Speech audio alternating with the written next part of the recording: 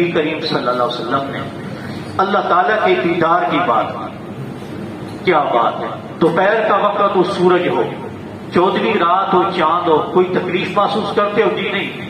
اللہ کا دیدار ایسے ہی ہوگا. آپ علیہ السلام نے فرمایا اتنی تکلیف محسوس ہوگی جتنی دوپہر کے وقت سورج کو دیکھنے کی ہوتی ہے، مراد تکلیف کے بغیر. پھر آپ علیہ السلام نے فرمایا حشر کا دن لگا ہوا ہے. اللہ پاک ہمارے لیے خیر فرمائے گی.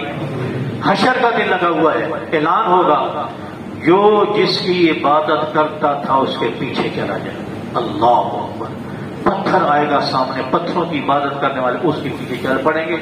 پتھر اوپر دیکھتے جائیں گے یہاں تک کہ جہنم میں گر جائیں گے جو بھی جس کی عبادت کرتا تھا. تو بات یہ ہے کہ پیچھے کون رہ جائے گا؟ درخت آئے گا اس کے پیچھے چل پڑیں گے لوگ، ستارے آئیں گے اس کے پیچھے چل پڑیں گے، سورج آئے گا. اب کون ہے جی؟ سبحان اللہ. اللہ تعالیٰ کے پجاری کھڑے ہیں، اللہ تعالیٰ کی پوجا کرنے والے کھڑے ہیں، اور کچھ غلط قسم کے یہودی اور غلط قسم کے عیسائی بھی کھڑے ہیں. جناب اللہ پاک آئیں گے، آواز آئے گی ہاں یہودی تم کیوں کھڑے ہو یہاں؟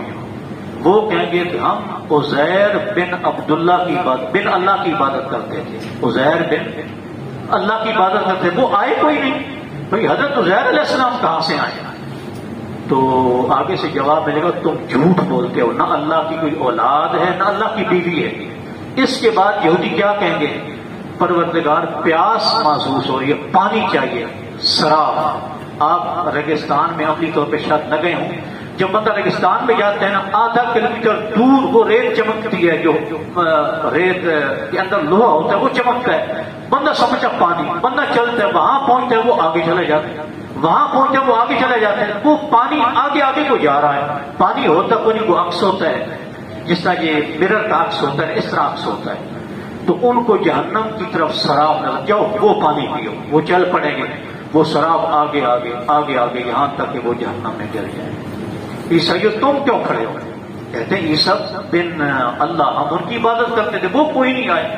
بھائی عیسیٰ علیہ السلام کا ہے، وہ تو جنت میں ہیں، ان کے ساتھ بھی یہ حشر ہوگا. اس کے بعد اللہ تعالیٰ اپنی پوجا کرنے والوں سے پوچھیں گے تم کس کے انتظار میں ہو؟ اللہ پاک ہمیں بھی ان میں کھڑا کر دے.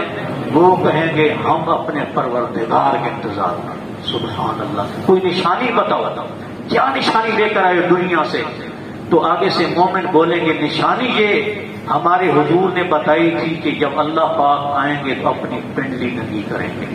اپنی پنڈلی ننگی کر کے جو ذات دکھائے گی ہم سمجھ جائیں گے کہ وہ ہمارا رب ہے. یہ بھی صحیح بخاری کی روایت ہے. اتنے میں اللہ پاک پنڈلی ننگا کریں گے، وہ اس وقت سجدہ کریں گے، اور اس کے بعد وہ اپنے رب کے پیچھے چل پڑیں گے.